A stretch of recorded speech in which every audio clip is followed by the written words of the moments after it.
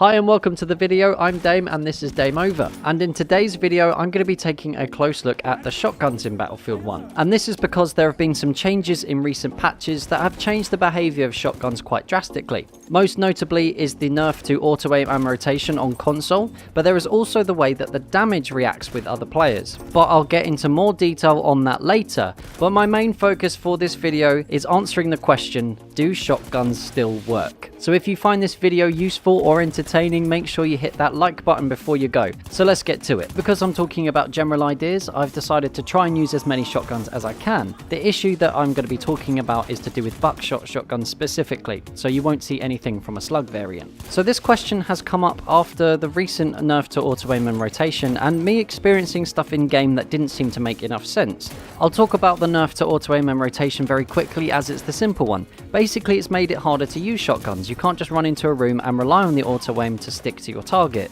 This obviously doesn't apply to PC, which doesn't have any auto-aim. This then means that there is a higher skill level required to use a shotgun properly, which I think is great as it's leveled the playing field with lots of other weapons as well. You don't just see someone running to a room mowing people down with the Model 10A anymore. But the main issue I've got when fighting against and using a shotgun is the way that the damage works. The following only applies to those shotguns that use buckshot, so the slug variants are out of the equation here. Before the winter update, the way that the damage worked, and this is a simplified version, if you shot your shotgun, then a cone of damage would come out the end of your gun. And the proximity of your target to the center of that cone then determined how much damage they took. What has been changed about this behaviour is that every single pellet that comes out the end of your shotgun has its own individual damage now. And as we all know, and something that I really appreciate about DICE, is that they like to try and make it as real as possible as far as the behaviour of the guns is concerned. And so having damage on individual pellets seems like a good idea. But the issue that is happening here is that not all the damage is landing in its expected way, and it's because of the sheer amount of information that has to happen over such a short amount of time. The specific trajectory of each pellet has to be measured, and the way it's come out of the gun, the angle that it's firing at, the angle that your target is at. There's so many things to take into account that make it very difficult to process.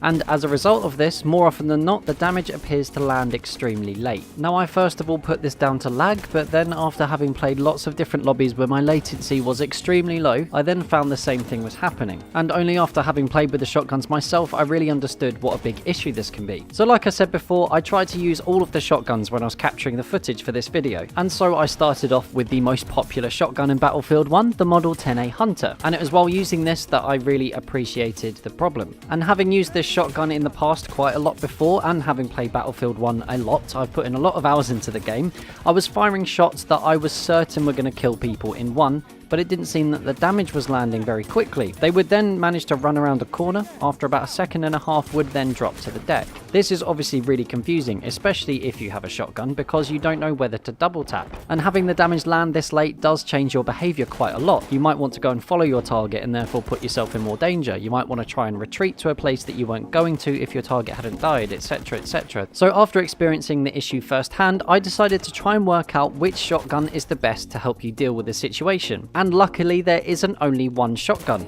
It's an archetype, so you're going to want to go for the faster firing one, something like the M97 Sweeper, the Shergren, or the 12 gauge automatic extended.